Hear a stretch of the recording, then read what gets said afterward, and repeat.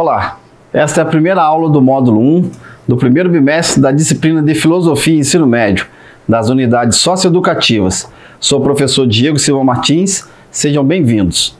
O estudo da filosofia é um convite ao aluno a entrar no universo do pensamento, ultrapassar as barreiras das dificuldades e impressões falsas de que o conhecimento é massivo e pesado, chato na gíria comum.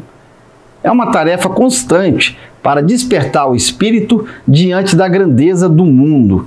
E para isso, a primeira coisa é admiração. A segunda coisa é caminhar com a nossa disciplina, aonde a morada é o sabor pelo saber. O segredo é o gostar, amar. Quem gosta começa atraído e nessa atração vai cada vez mais longe sem ao menos perceber, pois o gostar se transforma em amor e este amor nos conduz a águas profundas da ciência. Platão chamava a tarefa da filosofia como atitude amorosa, eros em grego. Se hoje no mundo as coisas carecem de sabor e apresentam desânimo, é por falta de amor. Sem amor não há sabor. E por isso, a falta de persistência começa-se e para relacionamentos, grupos, projetos, amizades, política, estudo, enfim, tudo. Quem pratica ou praticou qualquer atividade na vida sabe a diferença entre começar e parar, e o começar e ir fundo. Super-heróis e corajosos são todos aqueles que mergulham no interesse de saber cada vez mais.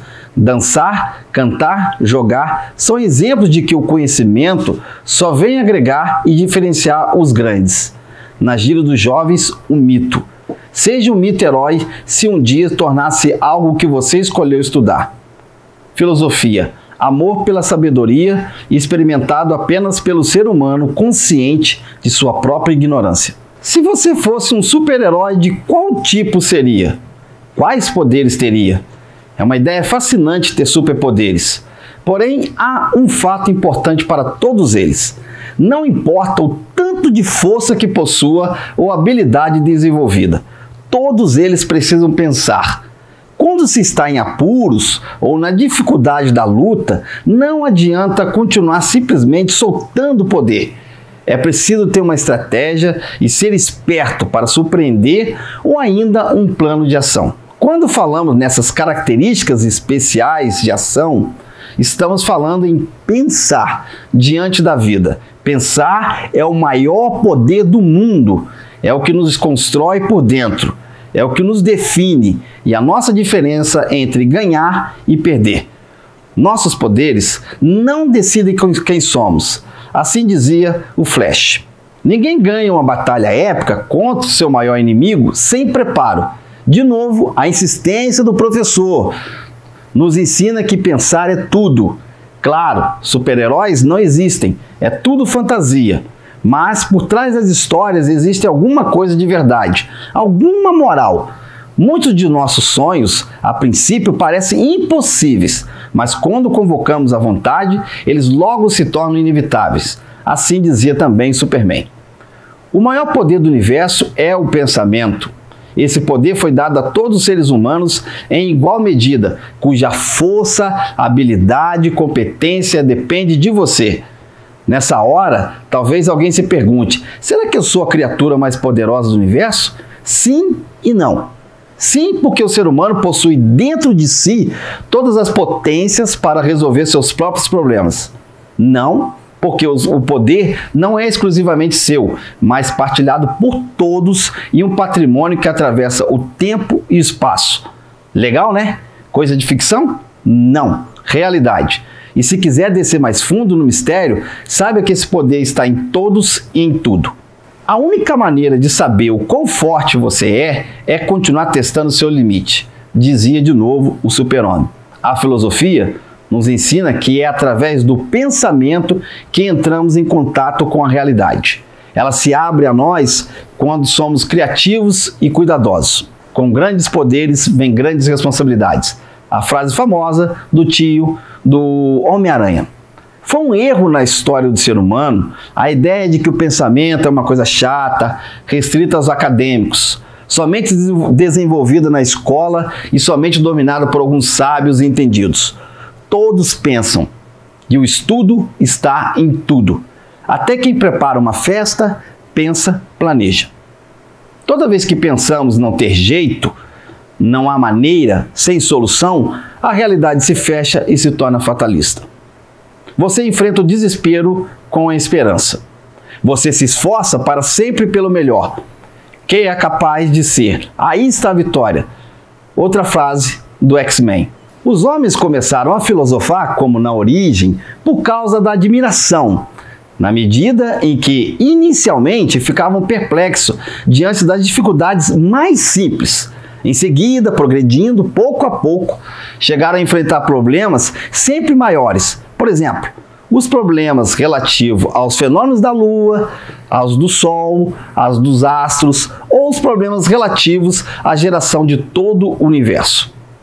Ora, quem experimenta uma sensação de dúvida e de admiração reconhece que não sabe.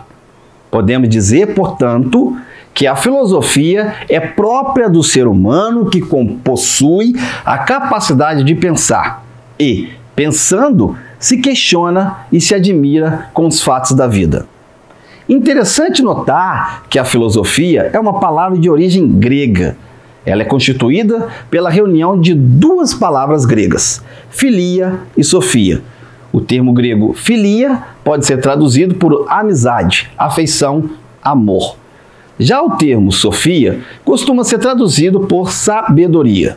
É importante dizer que não existe uma única filosofia, mas sim filosofias, pois a multiplicidade de pensamento formou o que chamamos de tradição filosófica ocidental. A filosofia é como uma viagem ao desconhecido, e vamos viajar. Agora que já sabemos a origem do filosofar, vamos exercitar nossos conhecimentos. Agora que já estudamos a origem do filosofar, podemos dar início ao nosso estudo da filosofia, enquanto possibilidade de conhecimento e de transformação do ser humano e do mundo. Conforme vimos na aula anterior, quem faz filosofia é próprio do ser humano. Então, a filosofia é, pois, reflexo das indagações e inquietações daquele que se permite pensar e se questionar. Portanto, quem filosofa está aberto, de alguma forma, para o conhecimento de si mesmo, havendo assim a possibilidade de conhecimento do ser humano. E será que, se conhecendo o ser humano, pode transformar o mundo em que vivemos? Se positiva a resposta, em que sentido pode ocorrer tal transformação? Nessa aula vamos conhecer o outro filósofo muito importante. Conheceremos Aristóteles. Agora vamos conhecer um pouco desse filósofo também grego que viveu antes do próprio Aristóteles. E ele se chamava Sócrates e é considerado o mais importante dos pensadores. O pensamento de Sócrates é bastante simples. Ele desenvolveu um método, um caminho, por assim dizer, de fazer filosofia. Era o método de fazer perguntas.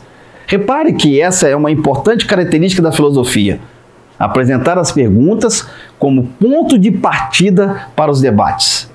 Caro aluno, depois que entendemos a origem do filosofar e de como a filosofia pode contribuir para o conhecimento e na transformação do ser humano e do mundo que o circunda, vamos agora aprender como a filosofia está presente em nossa vida. Pode ser que você não tenha se dado conta que nas atitudes mais simples da vida, a filosofia, em certo sentido, nos acompanha, pois ela se confunde com as nossas próprias atitudes, pensamentos e concepções que vamos formando ao longo do tempo. É nesse sentido que podemos falar da importância da filosofia, e quem vai nos ajudar agora é o famoso filósofo e matemático chamado Bertrand Russell. Veja com bastante atenção o que ele nos diz. E todos nós, várias vezes ao dia, temos que tentar tomar algumas decisões. Muitas vezes, precisamos encontrar algum tipo de critério para seguirmos ou não certa direção. É também verdade que não conseguimos viver sozinhos. E, na relação com outras pessoas, surgem acordos, esperanças, mas também conflitos, dúvidas, incertezas e outras consequências que geram sentimentos e desejos os mais diversos possíveis. E, naturalmente, pensamos e refletimos sobre os acontecimentos, e muitos deles inesperados na nossa vida. Por isso, caro aluno, a filosofia muito pode contribuir para lançar luzes sobre as nossas questões que vivenciamos todos os dias. Lembre-se que o filósofo é um inquieto, um questionador. Ele não se contenta com o que chamamos de senso comum, por ser um conhecimento muito superficial. E todos nós buscamos respostas às nossas perguntas, mas nem sempre é fácil encontrá-las. Mas não é esse o sentido da filosofia? Uma constante busca? A filosofia, como nasceu na Grécia Antiga entre os séculos 7 e 6 a.C., mas não há data local exatos. Pelos registros mais antigos e pela mudança cultural provocada pela filosofia entre os gregos, podemos marcar este nascimento.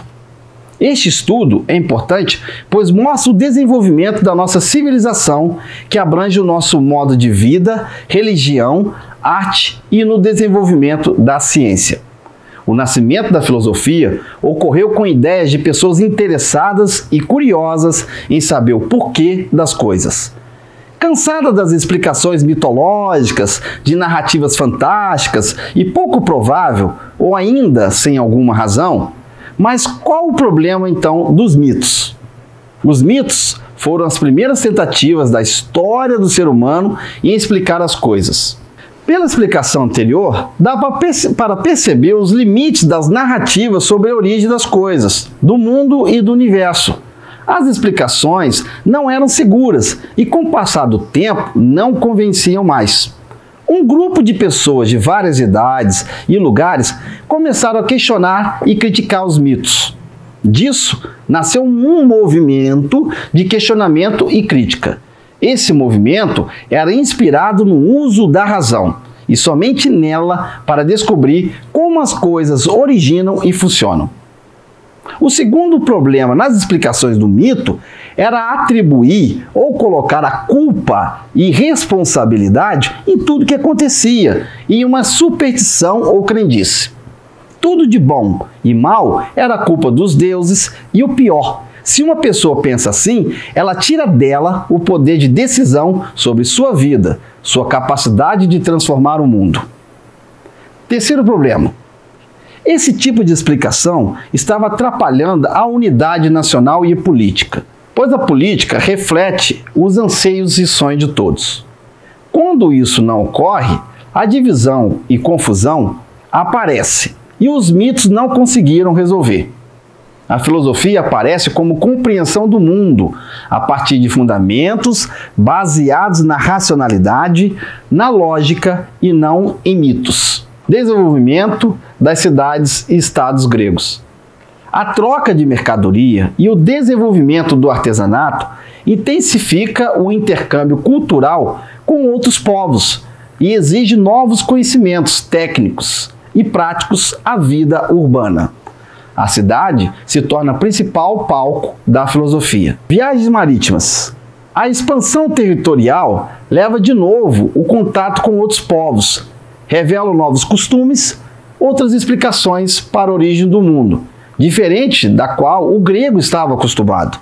Também novas plantas e formas de vidas. Desenvolvimento da escrita.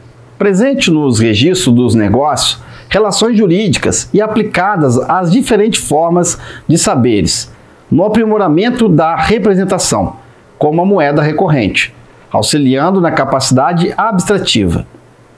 Invenção da política.